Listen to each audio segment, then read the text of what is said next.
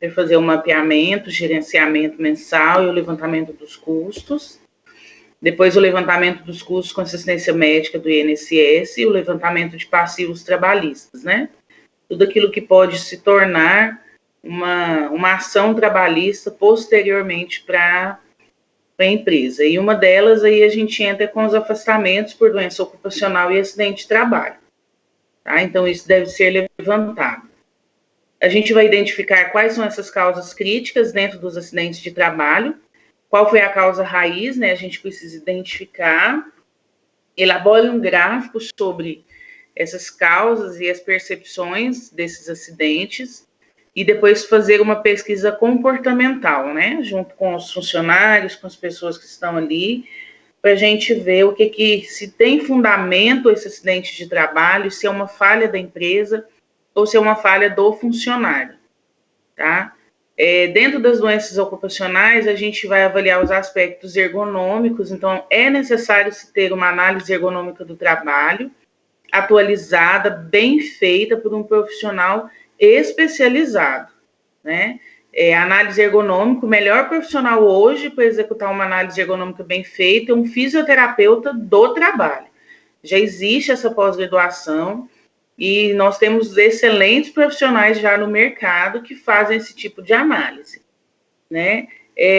Avaliar também as perdas auditivas, que é o PAIR, o ruído, também existem as análises que devem ser feitas, e o melhor profissional para fazer isso é o fonoaudiólogo, tá? A empresa pode contratar aí, se dentro do pacote da elaboração do PPRA, do PCMSO, incluir essa avaliação do PAIR por um profissional habilitado. Só aquela audiometria tonal que faz todos os anos, aquilo não entra para a gente como passivo para esse tipo de avaliação. Então, além dela, existem outros exames de perda auditiva mais específicos e existem as avaliações in loco, as avaliações que o profissional vai vir e fazer no posto de trabalho para ver se aquele ruído realmente, se aquela perda auditiva do colaborador está relacionada ao trabalho, né? E outras doenças relacionadas a atividades em estudo. As mais comuns que a gente tem hoje estão sendo as doenças mentais relacionadas ao trabalho. O estresse, a depressão, as crises de ansiedade, né? E dessas doenças mentais, elas desencadeiam doenças físicas, e a gente tem que estar atento a isso. O colaborador começa a entregar muito atestado de dor no corpo generalizado, e de repente chega um atestado lá para mim, que esse colaborador está apresentando fibromialgia, eu preciso saber se ela está relacionada à atividade dele. Né? Às vezes ela não está relacionada diretamente com o que ele executa, mas o ambiente em si pode desencadear essas doenças físicas também. Hoje a gente tem recentemente porque foi há menos de um ano atrás, abril, maio do ano passado, foi levantado e já foi caracterizado essas doenças ocupacionais, né? Doenças mentais. Então, é importante que a gente esteja atenta a essas causas críticas, porque elas, muitas vezes, elas vão interferir lá na minha elaboração do meu programa, tá? Então, tem que ficar atento a isso daí. Os atendimentos de aspectos legais, a gente tem que estar atentos também, né? O potencial de risco nas fiscalizações da DRT, hoje eu acredito que a gente nem vai ter muito essas fiscalizações, porque agora está sendo tudo feito via internet, né, com os novos programas. O SEREST, ele pode vir fazer uma fiscalização, o apoio técnico e documentação nas perícias, né, de insalubridade e periculosidade, a descaracterização do nexo causal nas perícias de reintegração trabalhistas e as auditorias corporativas anuais ou semestrais. Essas auditorias, né, elas são muito válidas, porque elas ajudam também a pessoa, quando ela vem de fora para fazer uma auditoria, ela tem uma visão bem diferente, renovada, muitas vezes até dos riscos que a gente deixou passar sem perceber, tá? Então, a gente tem que estar atento a esses atendimentos de aspectos legais. Documentos todos devem ser guardados, né? E a gente sempre orienta que os documentos sejam guardados por um período de até 20 anos. Mesmo que a empresa tenha fechado, a gente precisa guardar esses documentos, porque até 20 anos, se o colaborador resolver acionar a justiça, você tem todos esses documentos guardados para provar, né, e para ajudar a empresa a sair isenta de um processo trabalhista. Na fase E,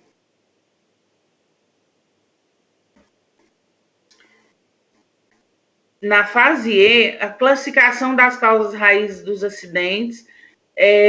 Em toda a investigação, eu acho que uma das investigações assim que eu já participei bastante e vi bastante acontecer é o TASC. Eu não sei se todos conhecem o TASC, mas ela é uma investigação muito completa porque ela vai buscar a raiz realmente do acidente. Às vezes o acidente aconteceu por uma falta de atenção do colaborador e essa falta de atenção do colaborador ela não está relacionada à atividade em si, aquele momento do acidente. Ela está relacionada a um filho que ficou doente para trás, a um marido que ficou doente para trás, né? A descoberta de um câncer, a descoberta de uma doença incurável que a pessoa leva para dentro do trabalho e por um desatento ali acontece esse acidente. Então, eu não sei se todos conhecem o TASC, mas ela é uma investigação extremamente demorada, ela leva, para ser bem feita, de 4 a 6 horas da investigação completa, e ela leva realmente à raiz desse acidente. Por que aconteceu? Será que isso está relacionado ao cunho particular, ou isso está relacionado à máquina, ou isso está relacionado porque esse colaborador foi trabalhar substituir um colega que está de atestado, e aí lá naquele dia ele não sabia manusear aquela máquina direito e acabou se acidentando. Então, nessa fase, a gente faz essa classificação, depois a gente faz a aplicação de pesquisa e percepção junto com esse colaborador, a gente conversa, pergunta para ele e até para outros, você conhecia, já tinha sido treinado, porque isso acontece muito em empresa. Um colaborador se afasta, né, por um atestado ou por outro motivo particular, ou entra de férias, a gente busca o primeiro operador que a gente vê e traz para uma máquina que para ele ela é conhecida porque ela existe, mas na execução da atividade dela, ele não tem noção e ele não foi treinado para isso. A gente tem que estar atento, o colaborador vai entrar de férias, a função dele vai precisar de um substituto principal, então pega esse rapazinho, leva ele um mês antes, põe ele para ser treinado com o colaborador que vai se ausentar, para que o colaborador treine essa pessoa. Né? E muitas vezes a causa da raiz do acidente está aí. O cara foi substituído na máquina, mas ele não foi treinado, nem por quem conhece e nem pela segurança do trabalho, que o supervisor simplesmente chegou lá e falou para ele assim, ó, a partir de hoje, seu Antônio, o senhor vai ficar nessa máquina porque o seu José entrou de férias. Né? E o seu Antônio não vai falar, não, é o trabalho dele, é a atividade dele. Mas a máquina pode ser diferente porque um acidente de trabalho. Né? A classificação dos tipos de doenças ocupacionais, né? Isso aí é um controle feito pelo ambulatório, pela saúde ocupacional. Então, deve haver essa classificação. A classificação pelo não atendimento aos aspectos legais, tá? Eu sei que existem empresas que falam assim, mas a gente não faz, a gente faz atendimento básico aqui de primeiros socorros. Né? O que é esse atendimento básico de primeiros socorros que eu faço? É estabilizar uma vítima, encaminhar ela para o hospital? Como que você faz esse encaminhamento? Tá? Porque isso tudo, no processo trabalhista, ele entra e ele vai pesar de uma forma muito grave. Porque você está numa empresa de 1.000 colaboradores e você não tiver o básico para um atendimento de primeiros socorros, você está fugindo dos aspectos legais e da obrigatoriedade de prestar o básico desse atendimento. Então, nessa fase, a gente vai mexer com muito documento. A gente vai ver como é que eu vou classificar, é um mal súbito, quem atende primeiro, quem traz primeiro, eu aciono o bombeiro, eu aciono o SAMU, quem que eu vou ligar? Né? Então, eu tenho que ter essa correlação e esses documentos preenchidos, que é o plano de ação de emergência. Como que eu faço esse atendimento? Que fluxo que eu vou seguir? Né? e toda empresa tem a sua política pré-estabelecida, a gente tem que fazer o colaborador entender qual é essa política, tá? Qual que é a política da empresa? Tem colaborador que entra e sai da empresa, se você perguntar qual que era a política da empresa, ele não sabe. E isso é uma coisa que ele precisa saber. Então, sempre que puder, tá levantando essas políticas, qual é a política da empresa para ele, porque ele precisa saber aquilo ali como uma regra para poder seguir, certo? Aplicação dos procedimentos estabelecidos e desenvolvidos em campanhas preventivas, né? Então, o que a gente vai fazer? Quais são essas campanhas? Toda campanha preventiva, eu observo que, assim, se é uma campanha relacionada à saúde, a engenharia não quer participar, a segurança do trabalho ainda dá uma ajudada, falando os DDS, orientando, chamando o pessoal para participar, mas o engenheiro, ele acha que aquilo não faz parte dele. E, pelo contrário, aquilo ali faz parte de todo o programa de gerenciamento de risco. Então, se eu tenho qualquer campanha preventiva, seja de saúde, seja de segurança, eu preciso ter o SESMIT 100% incluso nessa participação. Né? Às vezes a gente vê lá, as meninas vão ao ambulatório e sofrem, e traz um palestrante, e traz gente de fora para poder falar, e o supervisor ou o líder fala assim, não, eu não posso tirar meu colaborador 20 minutos de dentro da produção, eu não posso fazer isso. Tá? Por que eu não posso? Porque produzir. Mas espera aí, qual que é a prevenção que eu tenho que dar primeiro? Ele só tem a necessidade de produzir, né? Eu preciso explicar para ele sobre algumas coisas de segurança, de saúde, né? Então, a gente precisa ter um elo firmado entre o SESMIT para que essas campanhas preventivas elas sejam realizadas com excelência, né? E outros é a integração das ações de segurança para melhoria dos resultados de negócio. Então, eu vou começar lá do presidente da empresa. Ele quer ter resultados positivos, ele quer ter menos gasto, ele quer ter mais lucro, então tem que se integrar ações de segurança dentro da empresa. Né? Ah, mas professora, aqui na empresa onde eu trabalho, para poder fazer uma placa de segurança, nossa, é uma luta. Mostra lá para o supervisor qual que é a necessidade fundamental dessa placa. Qual é o impacto que a empresa vai sofrer sem essa sinalização adequada. Né? Se isso é uma lei, mostra para ele, baseado na lei, por que precisa ser feito. Porque quando a gente chega lá no supervisor que vai liberar, vai pôr a mão no bolso para liberar a grana, o cara fala, não, mas uma placa de 5 mil reais é muita coisa. Pensando bem, se a gente for pensar, é muita coisa. Mas é por segurança, é uma norma, tem que ser executada, então não adianta, tem que fazer. E a gente precisa ser firme nessas ações. Né? Tem que fazer e pronto. São ações de segurança que vai melhorar os resultados da empresa, que vai reduzir acidentes de trabalho, que vai reduzir doenças ocupacionais, que vai reduzir perda de matéria-prima, que vai aumentar os lucros da empresa. A gente precisa focar nesses objetivos e mostrar para a supervisão, para o alto escalão da empresa, que aquilo é necessário. Né? Que enquanto ele não faz, outra empresa faz e sai ganhando na frente dele. Então, a gente tem que mostrar o tempo inteiro e eles nos cobram esse tipo de resultado o tempo inteiro, tá? No relatório da fase D, a gente define como solução algumas ações integradas. Esse cumprimento da política da empresa, então, sempre está falando, fazer um DDS sobre política da empresa, né? De repente, você está brincando, faz no intervalo de almoço, junta uns grupinhos ali de 4, 5, faz uma brincadeira bem leve sobre falar sobre a política da empresa, o que o colaborador entende por essa política, né? Porque muitas vezes são nessas pequenas conversas que a gente faz em grupos, nos intervalos, é que eles memorizam muito mais do que eu levar para uma sala e ficar lá com os slides falando um monte de coisa, tá? Aplicação dos enquadramentos legais, dos procedimentos preventivos. Nessa fase, a gente faz essas aplicações, porque a gente já levantou os riscos, né?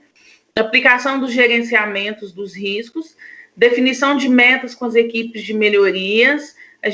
O planejamento ontem, eu falei, eu volto a repetir, ele não é feito pelo engenheiro, ele não é feito pela segurança, nem pela saúde, ele é feito pela empresa, pelo corpo da empresa, desde o presidente da empresa até o seu senhorzinho da jardinagem.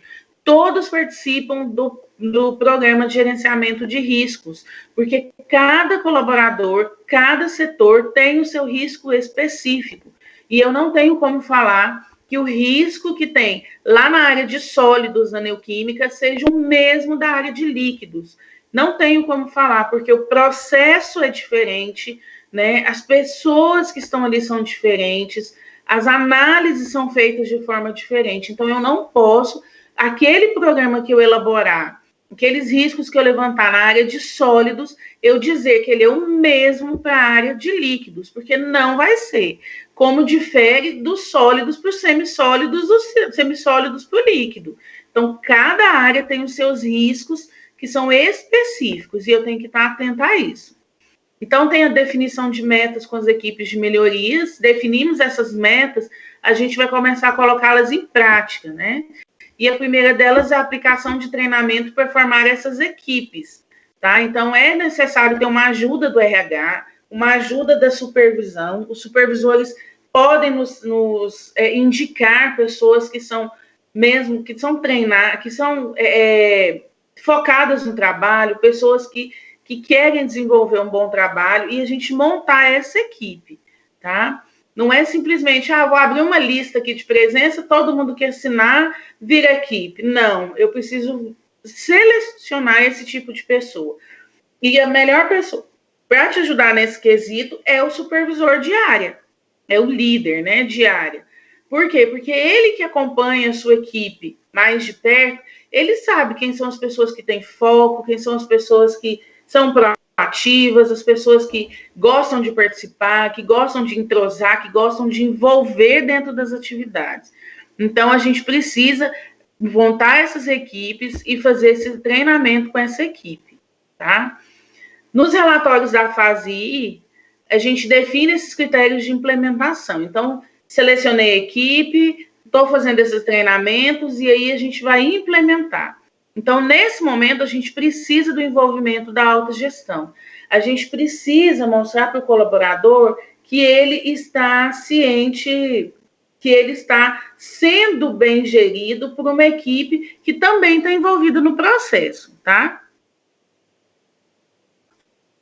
A definição dos indicadores a serem alcançados, então a gente faz uma meta que a gente quer alcançar, né? A gente pega aí o relatório dos indicadores anteriores e a gente faz uma meta. Não precisa ser como a Dilma, de 30%, você tira 25%, que aí vai dar os 30% de novo. Nada disso. Eu vou pegar aqueles indicadores que eu já tenho, né, ali dos últimos meses, e aí a gente vai aplicar uma meta para serem alcançados. O que eu quero melhorar desses indicadores que eu já tenho? E depois a gente faz a comunicação de todos os envolvidos sobre o projeto. A gente tem que informar, sim, a equipe, tá? Sobre quem são as pessoas que estão participando do projeto, para todos os funcionários, quem são essas pessoas, para a gente poder, a empresa começar a se preparar para isso e saber quem ela procura. Porque a gente precisa, nessas equipes, determinar quem são essas pessoas, até para que ninguém foque só no SESMIT. Eu tenho pessoas dentro da produção que estão no projeto e que os colaboradores podem procurar por essas pessoas para poder falar de um risco, né, um risco de acidente, um risco de perda material, né, ou falar dessa matéria-prima que não está sendo suficiente, não está tendo o mesmo resultado de qualidade do produto quando entrar na fase final. Então, a gente tem que comunicar a todos os envolvidos o projeto que está acontecendo. E lá na fase C, a gente vai fazer o reconhecimento da participação dos funcionários no programa. Lembra que lá no início eu falei de trabalhar a autoestima desse colaborador. As pessoas gostam de serem reconhecidas. E as maiores queixas que eu recebo dentro de ambulatório, de funcionário que chega, é falar assim, aqui a gente morre de trabalhar, a gente dá a alma nesse lugar aqui e a gente não é reconhecido, ninguém reconhece a gente. Então, é importante esse reconhecimento dessa participação desses funcionários, né? Num DDS, você citar o nome da pessoa, né? Queremos agradecer a participação do senhor fulano, que ele está fazendo um ótimo trabalho aqui para a gente está fazendo a implementação do projeto e ele tem agarrado isso daí com unhas e dentes e tem tido uns ótimos resultados. Então, você reconhecer a pessoa.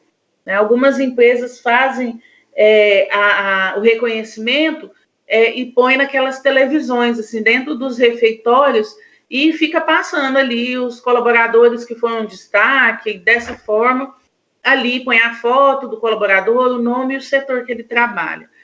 Outras empresas não têm essa política, né? Então, a gente tem que saber a política da empresa, porque tem empresas que falam, mas a gente não pode fazer esse tipo de reconhecimento porque você acaba que influencia negativamente o outro. Por isso que é importante a participação de todos e a gente orientar todos numa mesma fala. Porque, às vezes, aquele que não está fazendo, ele só precisa de um up, assim, de um empurrãozinho para poder começar a fazer. Né? E se tem aquele colaborador que é sempre o zangão da turma, aquele que reclama de tudo, que nada está bom para ele, esse colaborador, a gente pode colocá-lo para trabalhar juntamente com aquele que se sobressai, aquele que é mais solto, aquele que desenvolve mais, para instigar nele essa vontade de fazer pela empresa. E o reconhecimento não é só financeiro. O que eu ouço muito no ambulatório é assim, não precisa me pagar mais por isso, mas, poxa, reconhece o trabalho da gente. Às vezes, um simples certificado que você imprimir ali, entregar, de reconhecimento da participação do colaborador no programa de gerenciamento de risco, isso para eles, assim, é um certificado, é quase que um diploma, né? Então, eles acham isso, assim, maravilhoso, esse tipo de reconhecimento. Às vezes um brinde, às vezes alguma coisa que seja da própria empresa, né? Você fazer esse reconhecimento, um café da manhã com essas pessoas, ou um lanche da tarde, se for um jantar especial, né? Conseguimos ter uma assertividade aqui de 30%, então vamos fazer um almoço, um jantar, um café da manhã diferenciado para toda a empresa, mas reconhecendo principalmente aqueles que estão participando do projeto. Né? Então, são pequenos detalhes que fazem a diferença no desenvolvimento do programa. Tá? A valorização da sugestão de melhoria em publicações, né? Então, vocês podem fazer essa valorização, né? Deu uma sugestão de melhoria, pare, ouça, veja se realmente essa melhoria ela vai trazer um benefício para a empresa. Tá? Apresentação dos resultados ao final de cada ano. Então, fazer, sim, uma reunião, mostrar os resultados, né,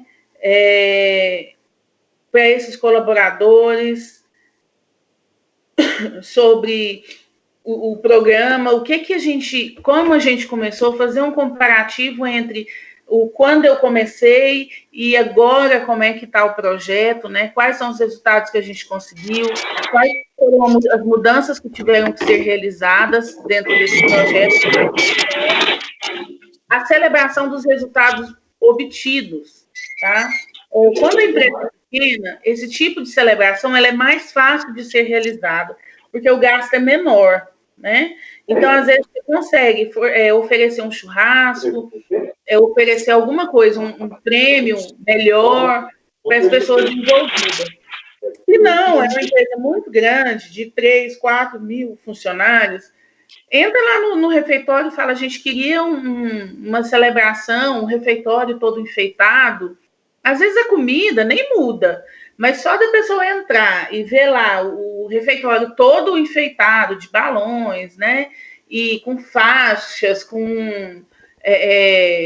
indicando, orientando os resultados que foram obtidos, isso já traz para a empresa, né?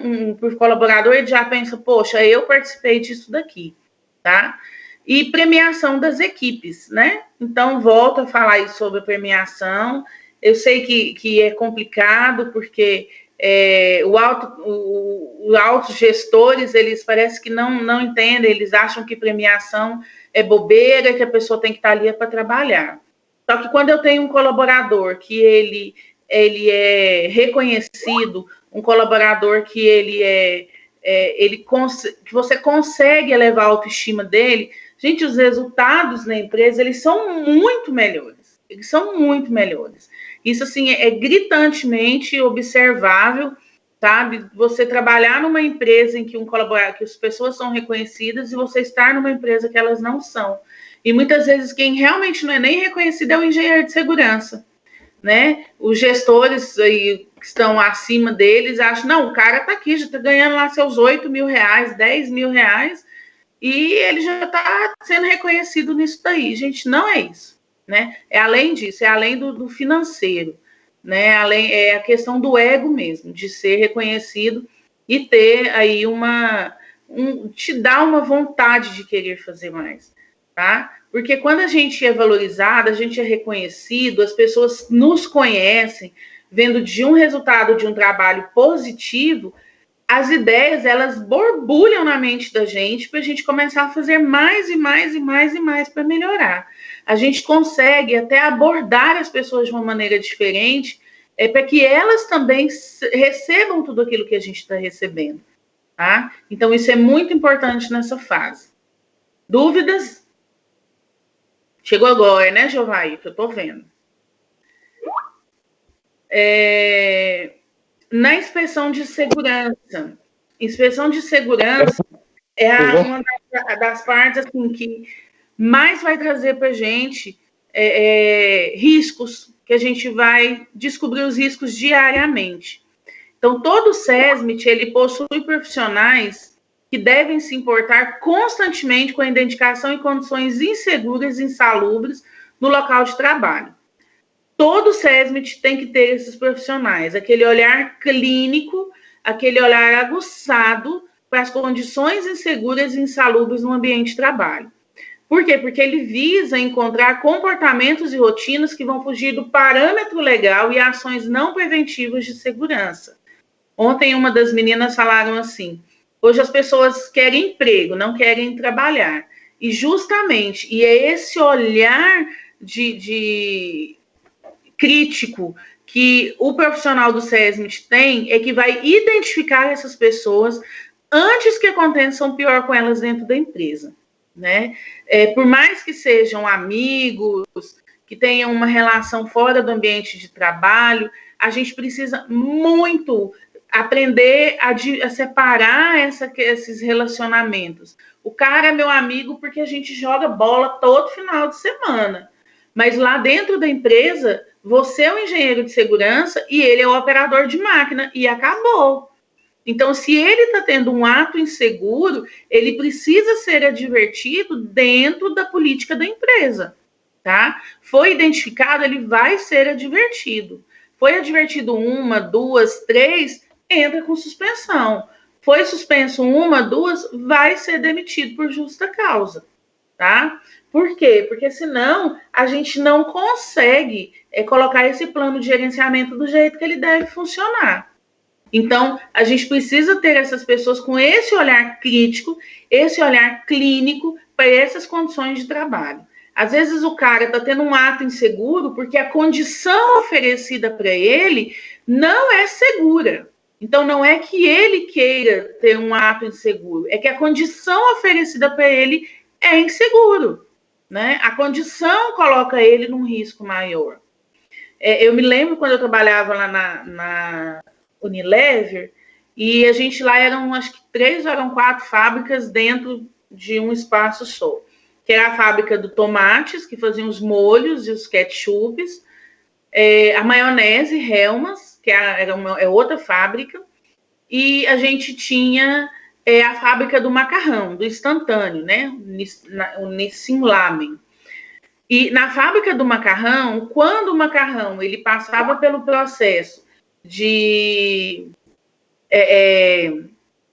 que ele era todo já picotado e ele ia ser frito, porque aquele macarrão, ele depois que ele passa pela máquina que ele é cortado, ele é frito. E o óleo está muito quente, então quando ele cai lá dentro, ferve o óleo e esse óleo essas gotículas desse óleo quente, elas vão caindo no chão. Então, eu coloco o meu trabalhador numa condição insegura de trabalho. Ainda que ele use a botina, né, a bota de segurança, e que ele esteja paramentado, o óleo que vai ficando ali no chão, ele vai ficando cada dia mais escorregadio. E aí o colaborador ficava na esteira, vinham o macarrão, ele caía dentro dessa esteira, tipo uma piscina de óleo. Ele caía e o colaborador ficavam 2 de um lado e 2 do outro, com uma peneira muito grande que eles passavam por baixo e levantavam esse óleo, esse macarrão, depois de frito, e iam colocando nas cestas, né? Para depois ele ir para o banho de água. A gente começou a perceber que muita gente caía e tinha entorse nesse lugar, de tornozelo, ou tinha... a gente teve uma funcionária que fez fratura de cabeça de fêmur nesse lugar, lá do terceiro turno. Então, a gente teve que entrar, não era um ato inseguro dela, era uma condição insegura oferecida pela empresa para ela. Então, o que a gente teve que fazer? A gente teve que remodelar essa máquina de uma forma que eles não precisavam tirar esse macarrão e a gente tampou a parte de cima para que quando o macarrão caísse, essa gordura que fosse espirrando, ela batesse nessa tampa, né? Diminuiu bastante, professora, mas lá não tinha um piso antiderrapante? Tinha. Mas, gente, era 24 horas a máquina funcionando. E o óleo, a gordura para tirar do chão, as meninas aí sabem, é um Deus nos acuda para você tirar. E não tinha como eu tirar as meninas da produção para ficar jogando sabão e ficar lavando o chão toda hora. Então, a gente teve que pensar numa forma de diminuir essa condição insegura para os trabalhadores, tá? Porque a gente precisa encontrar aí esse comportamento e essa rotina. Acho que foi a Lu aí que falou sobre a maturidade, né? Desse colaborador. O nível de maturidade do profissional tem que ser trabalhado desde já. Sim, porque a gente não consegue fazer essa seleção de maturidade dentro do RH na admissão. A gente só vai descobrindo esse nível de maturidade, vendo que a gente tem que trabalhar com ele, quando ele já está em loco, já com a mão lá na massa, fazendo as atividades. Então, isso é um papel nosso de trabalhar essa maturidade, de estar sempre chamando, sempre buscando amadurecer esse colaborador. Por isso que é importante falar da política da empresa para ele está ciente de qual que é a política, porque prevenção também é para a gente maduro. Porque quando você pega aí uma leva, a gente vê muito isso em safra, né? Não sei se as empresas que vocês trabalham têm esse processo de safra. Em safra, você tem que contratar lá 800 funcionários para dar conta do processo. Você não consegue selecionar essas pessoas por maturidade. Você seleciona essas pessoas pelo cargo que ela vai desenvolver. Então, o cara pode ter experiência lá em trabalhar em auxiliar de produção, em indústria de cosmético, de repente, ele vai para uma Unilever na vida, que é totalmente diferente. E aí, lá no RH, eles vão olhar se ele tem experiência nessa função de auxiliar de produção. Então, essa maturidade, esse desenvolvimento do perfil profissional dele tem que ser trabalhado lá dentro da empresa, tá? Dá um pouquinho de trabalho, mas a gente vai conseguindo selecionar as pessoas que querem, as pessoas que se ajudam, as pessoas que interagem, sim, para poder continuar na empresa depois, tá? As inspeções de segurança, elas permitem aos componentes do SESMIT detectar esses riscos de acidentes existentes na empresa, para que a gente tome providências em caráter preventivo. Eu não sei como que é na empresa de vocês, se vocês, engenheiros, aqueles que já estão atuando na área, têm a autonomia para parar um processo se você vê algum risco eminente de acidente. E as empresas que eu trabalhei, em grande maioria, os técnicos de segurança, eles tinham essa autonomia, né? A máquina soltou um parafuso, ele chegava lá e falava, desliga a máquina, chama o mecânico e o pessoal daqui da linha, bora para a sala que a gente vai ter um treinamentozinho, né? A gente vai conversar ali sobre o processo. Então, a maioria das empresas que eu trabalhei tinha essa autonomia, e isso é importante que se haja, né? Por quê? Porque se você já detectou o risco e você não faz nada, a probabilidade de você ter um acidente no dia seguinte é 1000%. Então, Mayra, mas nunca aconteceu. Mas acidente não tem data, ele acontece. E às vezes, quando você menos espera, ele está acontecendo ali de uma forma bem grave. Então, essas providências de caráter preventivo, no programa de gerenciamento, por que a gente insere a autogestão? É porque eles precisam nos dar essa autonomia de parar um processo se eu vejo que tem um risco iminente de um acidente ali durante aquele processo, tá? Pega-se esses colaboradores, não dispensa, mas encaminha para uma sala e vai dar treinamento, né? Mas eu vou fazer que tipo de treinamento? Faz um treinamento, faz uma dinâmica de grupo, às vezes são umas pessoas que não têm uma interação muito boa de grupo, então faz uma dinâmica, chama o RH, chama a saúde, vem falar de alguma doença, vem falar de algum acidente, envolva toda a empresa para que as providências sejam tomadas tanto na máquina como no conhecimento do colaborador. Às vezes você está com um colaborador ali naquela máquina, naquele momento em que teve a parada, que ele está com 2 dias, ele não conhece muito bem aquele processo ainda. Então é o momento da gente ter uma conversa, né, tete a tete com os colaboradores, conhecer melhor esses colaboradores e oferecer para eles a segurança de que, olha, a empresa cuida de vocês também, por isso que vocês estão aqui. É eles se sentirem cuidados pela empresa. Quando eu entro numa sala para poder fazer as primeiras orientações do ambulatório, eu sempre falo, eu quero te devolver para sua família do jeito que você veio para cá. Eu não quero te devolver com curativo, eu não quero te devolver com um entorse, eu não quero te devolver com uma fratura e eu não quero te devolver doente mental. Então, eu preciso que vocês procurem a mim quando vocês começarem o processo de, olha, aqui eu posso ter um acidente, aqui eu posso ter um estresse muito alto, me ajuda, tá? O ambulatório, ele deve ser muito bem visto dentro da empresa e muito bem quisto, apesar de que muita gente acha que não é necessário um ambulatório, porque o colaborador, ele não vai no RH reclamar do colega que está fazendo uma sátira, uma brincadeira com ele. Ele não vai no engenheiro de segurança, ele não vai no supervisor, ele guarda. Se tiver um ambulatório, ele vai para o ambulatório e reclama dentro do ambulatório. E muitas vezes, quando ele reclama, a gente já abre os olhos daquilo ali como um risco. E aí, naquele momento, eu já falo, peraí, se esse cara está passando por esse bullying, por esse tipo de brincadeira e ele não está gostando, é o momento de eu chamar o supervisor, chamar o colega que está fazendo isso e fazer uma diversão, tá? Então, a gente tem que, dentro das inspeções de segurança, a gente tem que estar atento até ao que o funcionário fala, porque até o que ele fala, muitas vezes, pode ser um risco eminente que a gente vai ter que eliminar posteriormente, né? Os tipos de inspeções de segurança que a gente tem, a inspeção geral, ela é a mais completa no sentido de amplitude, né? Então, são verificadas, está escrito aí TIAs, mas não é TIAs, não. Todas as instalações da empresa na busca de uma condição insegura e insalubre. Então, essa é aquela inspeção geral, que eu vou olhar tudo, olhar para o teto, olhar para o chão, tá? Eu vou olhar para a fiação. Ela proporciona uma vista panorâmica de todos os setores de trabalho. Então, ela vai desde o administrativo até o industrial e o fabril. São detectados todos os setores e todos os grupos de riscos ambientais. Então, é aquela inspeção, assim, geralzão mesmo. Eu entrei dentro da sala do RH, o que eu vejo de risco eminente ali, naquele lugar?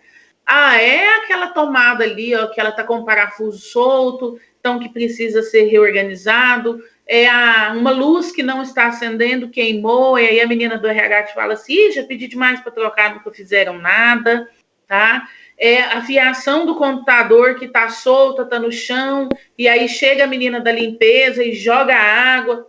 Então, esse geral que acontece dentro dos setores que a gente vai começar por eles, tá? Então, essa é uma inspeção geral. Ela não é muito demorada, pode-se fazer uma agenda, principalmente se a empresa for de grande porte, deve-se fazer essa agenda, para que você se organize para fazer esse tipo de inspeção.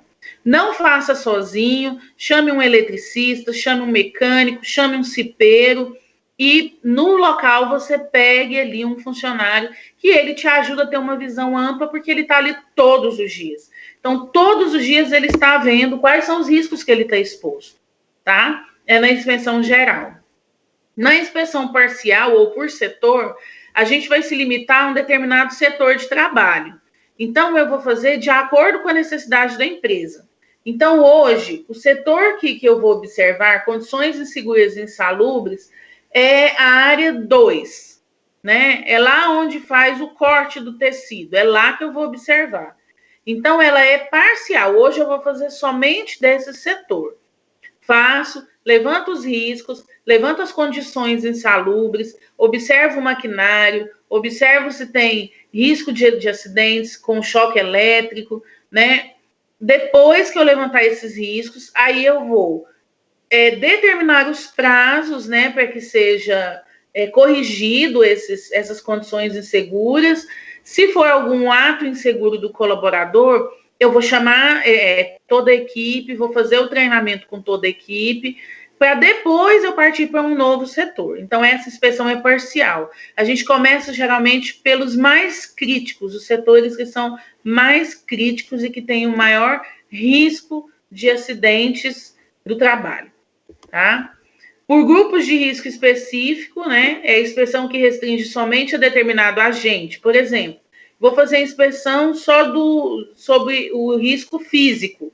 Então, eu vou entrar no setor e vou avaliar só o que está relacionado ao risco físico, né? Os grupos de riscos, quais foram priorizados para uma atuação imediata, a fim de exterminar e controlar o risco, eliminando sua complexidade. Está tendo muita queixa para a engenharia de segurança sobre o ruído num determinado setor. Eu vou lá e vou fazer essa inspeção desse risco específico, tá? Às vezes foi só lá a proteção da máquina que caiu, que soltou ou que nunca existiu, e aí os colaboradores estão tendo essa maior dificuldade. A gente sabe que o ruído dá uma certa irritabilidade para a gente, e em alguns casos, o ruído, ele deixa o homem broxa, tá? Então, vocês fiquem atentos a esses ruídos aí, porque lá na hora do tchaca-tchaca, você não dá conta, não. E isso daí é muito sério. Deixa o homem nervoso, deixa o homem estressado e desconta lá na empresa, tá? Então, risco físico, principalmente quando a pessoa começa a ter perda auditiva, ele vai relacionar isso ao sexo. E ele não vai falar isso lá na empresa, ele vai descontar isso na empresa, tá? Porque ele não consegue, ele consegue ter ereção, mas ele não consegue permanecer com essa ereção. Então, acaba que, por esse problema, ele acaba descontando a empresa e ele vai ter um ato inseguro que está relacionado a uma condição fornecida de insegurança para ele. Então, tem que ficar atento a isso daí. Nós temos a inspeção de rotina, que é a inspeção que deve ser feita diariamente, né? Ela vai traduzir a preocupação constante que se deve ter com o trabalhador, verificando diversos setores de trabalho. A gente pode montar uma equipe, tirando um colaborador de cada setor, que seja um colaborador que faça essa inspeção diariamente, seja por um checklist, né? Seja por conversa pessoal mesmo, seja por um DDS, que o próprio colaborador faça diretamente com os colegas, e ele vai trazer para a engenharia de segurança esses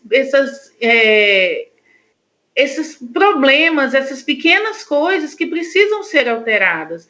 A gente preocupa muito com o macro e esquece do micro. E muitas vezes o micro todos os dias leva a gente a uma proporção muito grande. Então, você pode pedir os líderes, os supervisores ou coordenadores de cada setor, que eles selecionem em cada linha de produção uma pessoa que vai fazer essa inspeção diária.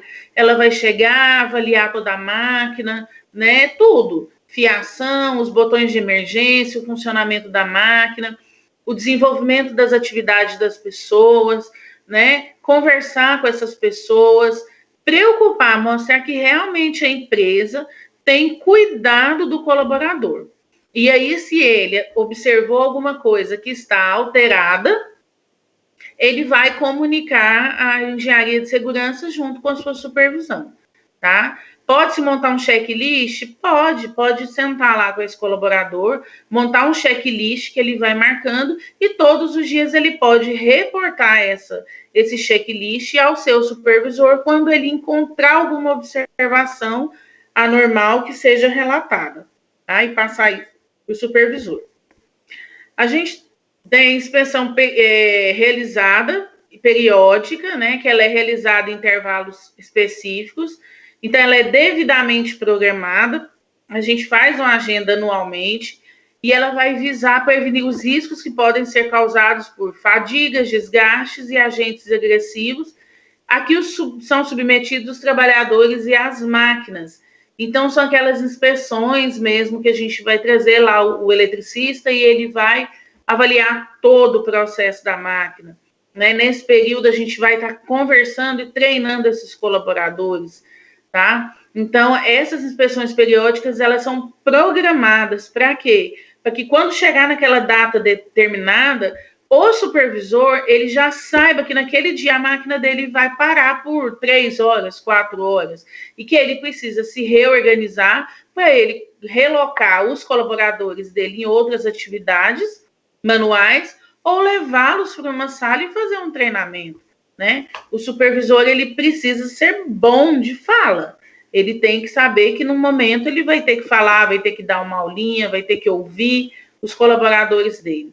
E os colaboradores também se atentarem que essas inspeções periódicas acontecem como uma questão de prevenção de riscos, tá? Então, ela é feita anualmente, você faz um calendário por cada setor e esse calendário tem que ser cumprido.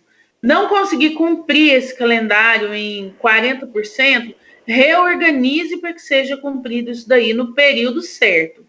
Porque as máquinas, elas vão trabalhando e elas vão se desgastando. Então, é troca de peça, né? E treinamentos com os colaboradores. Eu tenho um operador de máquina. Treine mais 2 dentro daquela linha de produção. Pegue esses mais 2 colaboradores e treine-os. Por quê? Porque se numa necessidade emergencial você precisar, eu tenho um colaborador que sabe manusear aquela máquina com treinamento. Então, esse é o momento que a gente separa para fazer esses pequenos detalhes. Dúvidas? Nas inspeções eventual, são inspeções realizadas em etapa específica e geralmente elas são feitas para atender uma demanda inesperada. Então, ela envolve a participação de área única. Essa inspeção eventual é simplesmente quando chega lá um fiscal e fala, eu vim aqui olhar tal setor, tá? Às vezes elas acontecem por causa de denúncias. Então, não tem data, eles chegam, a gente sabe que fiscais a gente não pode barrá-los, né, na entrada da empresa, a gente pode orientá-los quanto à segurança da empresa para que eles entrem, tá? Mas a gente não pode barrá-los. Então, eu tive uma fiscalização inesperada da vigilância sanitária dentro da Hering um dia, e as 2 fiscais foram de salto alto agulha, de 11 centímetros, toda cheia dos penduricalhos, né, brincos, pulseiras, anéis, alianças, e quando elas chegaram, eu levei para o ambulatório e falei, olha, eu preciso do número do calçado de vocês e fazer algumas orientações de segurança, porque aqui não entramos de salto, não usamos brincos, nem alianças, nem pulseiras. E eu ouvi de uma delas assim, mas eu sou fiscal da vigilância sanitária. E eu falei para ela assim, justamente, eu não estou proibindo a sua entrada. Eu só acho que dentro da minha empresa você anda segundo a minha segurança, que é pré-estabelecida aqui dentro. A senhora vai entrar, mas desde que a senhora esteja realmente segura. Porque lá dentro eu tenho escadas, eu tenho transpaleteiras, eu tenho pessoas circulando, e na mesma hora que a senhora está andando num corredor, a senhora já tem que passar para outra área, porque está vindo ali uma transpaleteira carregada, está vindo um colaborador carregando lá várias roupas no corpo. Então, eu preciso que a senhora esteja dentro da minha segurança do trabalho, né? porque eles acham que o fato de você orientá-los de segurança, você está diminuindo o trabalho deles. Na verdade, não é. Nós estamos cuidando porque eles não tenham acidentes lá dentro. Tá? Então, entrou, fez toda a inspeção que ela deveria e preencheu os documentos dela e foi embora. Né? Mas essas inspeções, elas acontecem geralmente advindas aí de uma denúncia do Ministério do Trabalho, do sindicato ou da Vigilância Sanitária, ela vem daí, tá? A gente tem essa inspeção oficial, que é a inspeção realizada pelos órgãos fiscais governamentais, e geralmente elas são anuais e são obrigatórias, né?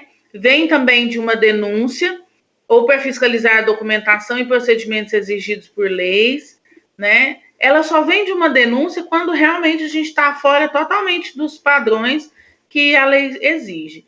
Se não tiver, vai ser aquela fiscalização diária mesmo, que anualmente tem o corpo de bombeiro, anualmente tem a vigilância sanitária, se eu tenho um ambulatório, anualmente eu vou ter o sindicato fazendo as inspeções dele. Ela é uma rotina, é oficial, às vezes eles até nos mandam um e-mail comunicando que vão vir para fazer a troca da documentação, para fazer as avaliações. Se abrir um novo setor, eles precisam vir, então isso é uma inspeção oficial, né? Abrir um novo setor que eu vou contratar pessoas, eu vou colocar maquinário, aí às vezes eu preciso acionar o corpo de bombeiro para poder vir fazer uma avaliação. Então, essas inspeções oficiais, elas são realizadas quando necessário e algumas anualmente, né? A inspeção especial é a inspeção que requer conhecimento específico de uma determinada atividade ou uso de instrumentos especiais.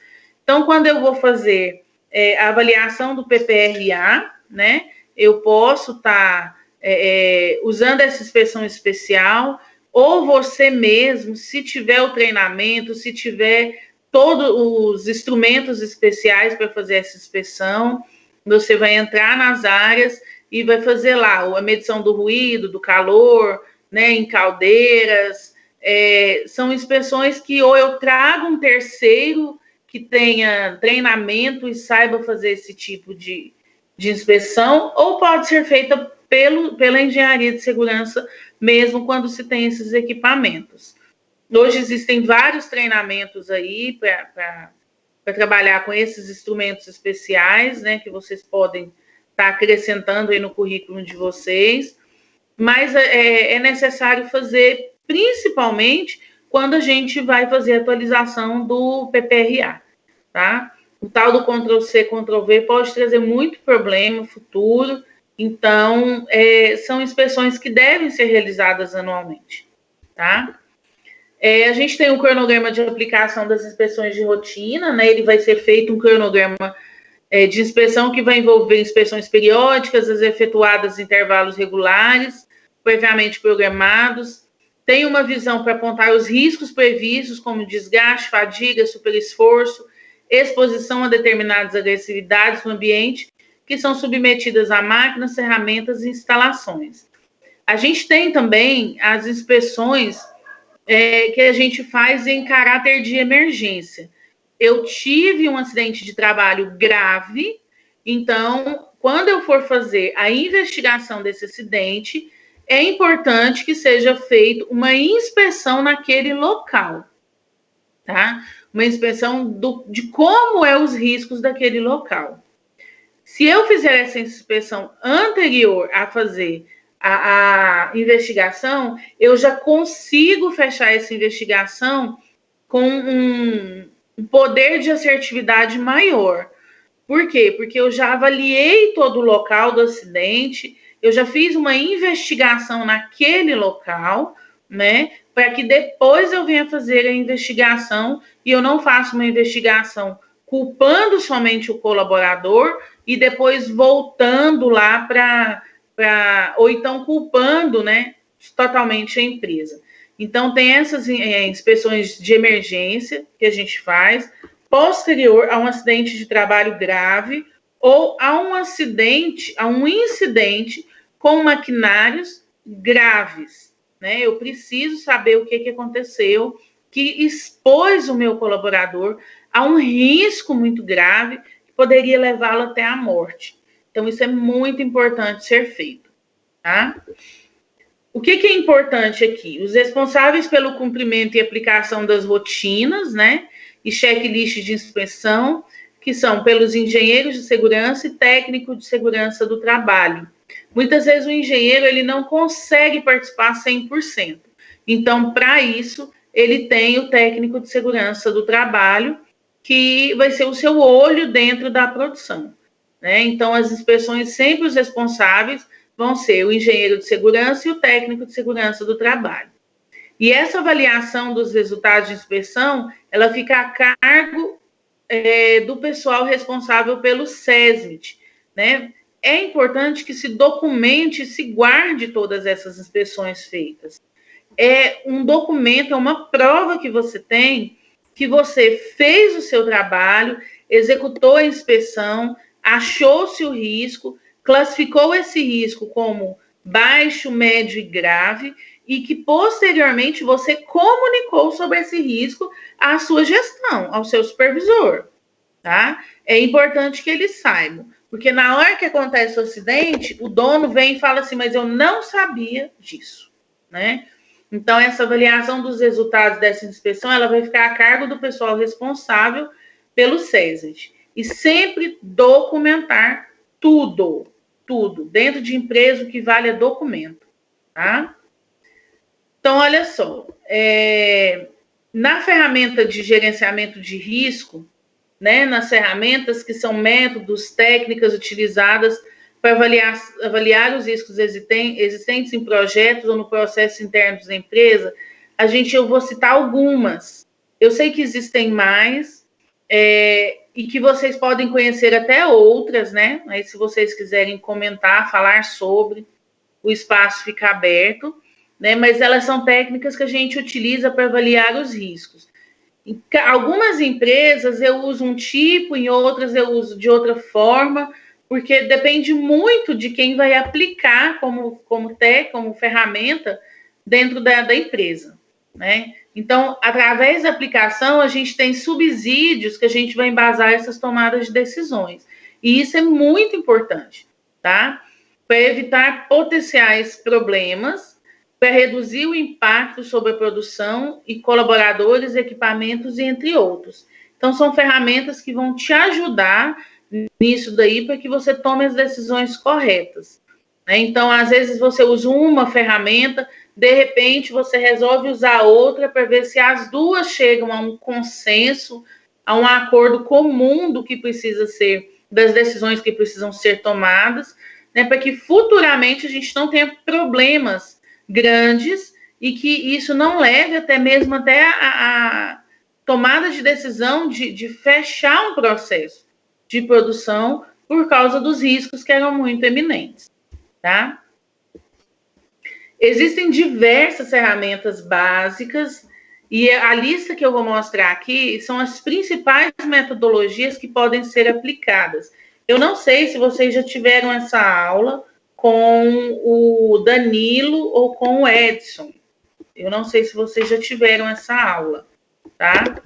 Então, a gente tem aí a FMEA, né?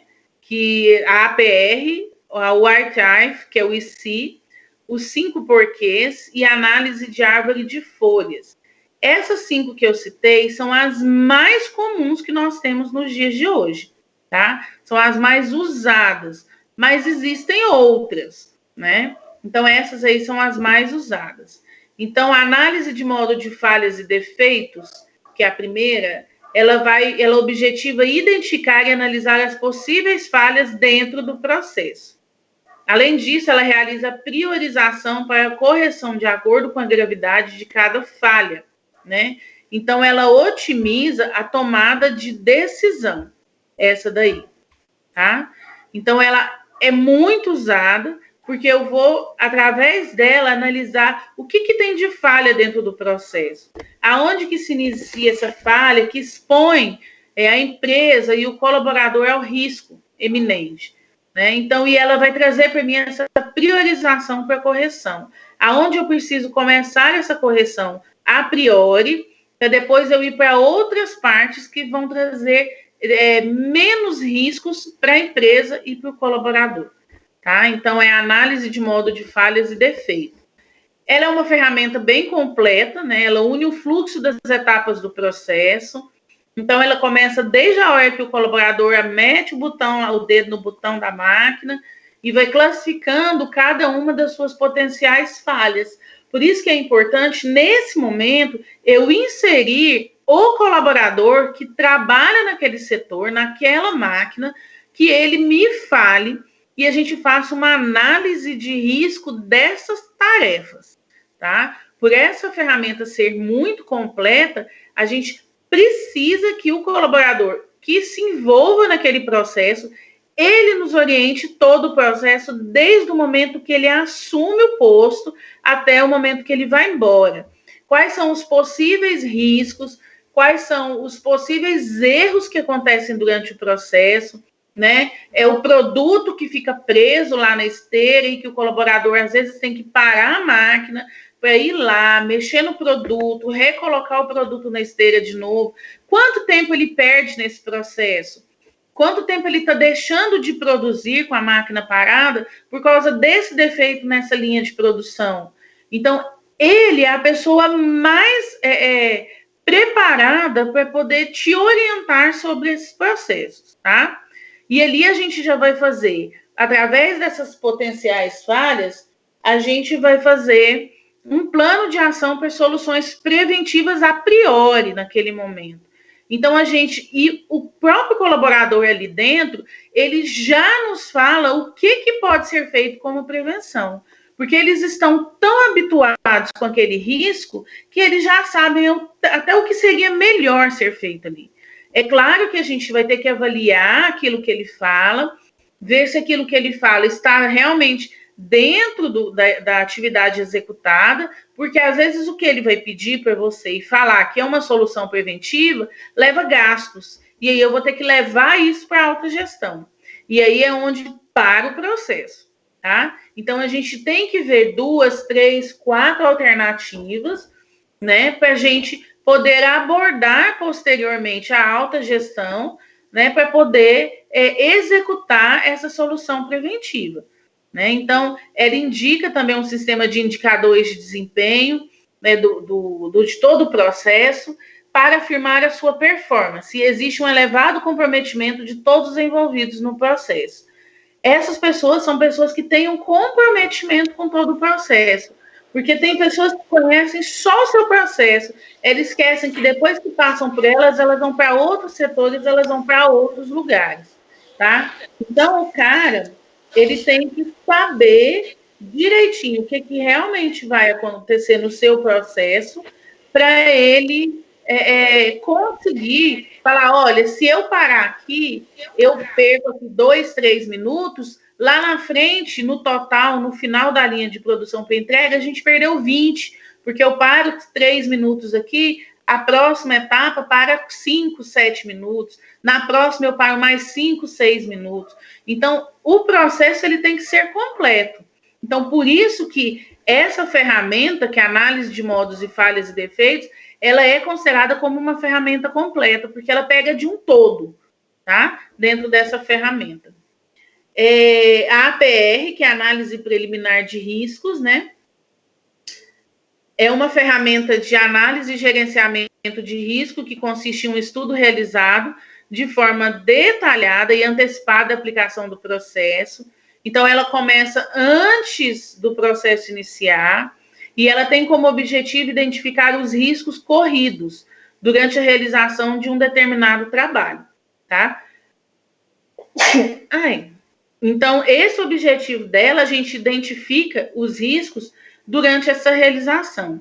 Muitas vezes essa APR, a gente faz ela durante o processo, a gente fica lá paradinho, observando o cara, fazer todo o processo, depois a gente senta, viu o levantamento dos riscos, leva o colaborador para nos auxiliar a levantar esses riscos, para poder executar essas ações, tá?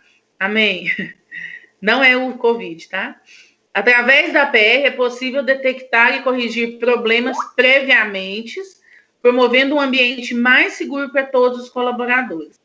né? Então, é importante que ela seja feita, muito usada em algumas empresas. Algumas empresas, eles fazem a APR, levantam-se os riscos, depois eles vão lá para outra ferramenta, né, de modos e falhas, para poder juntar as duas e ver o que pode ser melhorado.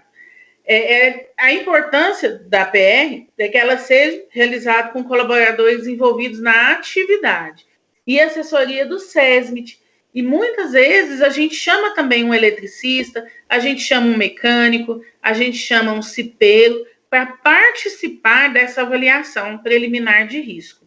Tá? A gente pode envolver todas essas áreas, né, técnicas, que mexem nesse projeto para a gente conseguir ter riscos mais específicos e a gravidade desses riscos. Envolva o ambulatório dentro disso, para que a gente possa falar, não, aqui eu tenho um risco eminente de uma fratura exposta. Isso é muito grave, né? Então, onde que a gente vai corrigir esse erro aqui? Esse risco que está aqui exposto, o que a gente pode fazer por ele? Ah, se eu fizer desta forma, eu vou deixar de ter uma fratura exposta, mas eu vou ter uma fratura fechada. Continua grave, né? Porque um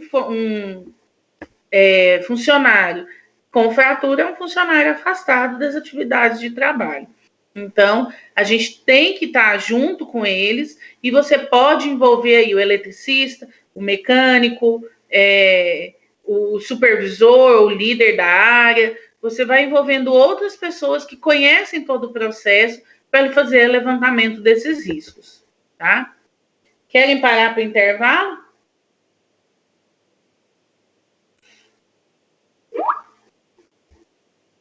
A Luciana já está com fome, eu sinto isso.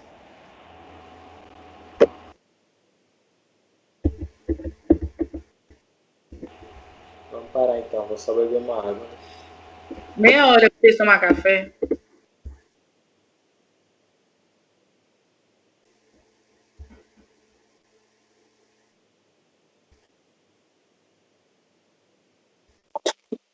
Não, professora, só 5 minutinhos tá bom. A gente termina mais cedo.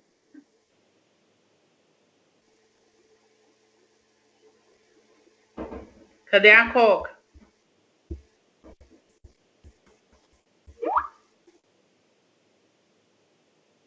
Uai, Marlon, cadê a Coca?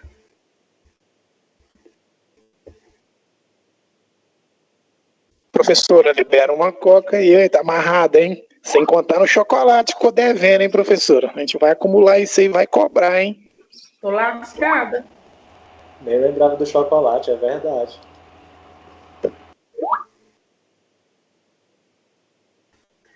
Eu tô devendo chocolate? Vocês estão doidos?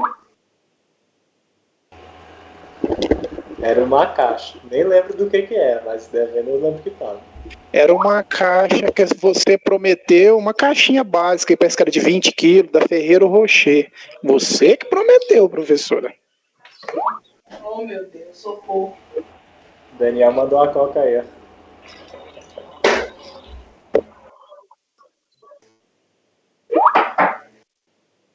Bom, eu vou tomar Coca porque eu preciso, né? Mas manter acordado. Daniel tá cheio de graça.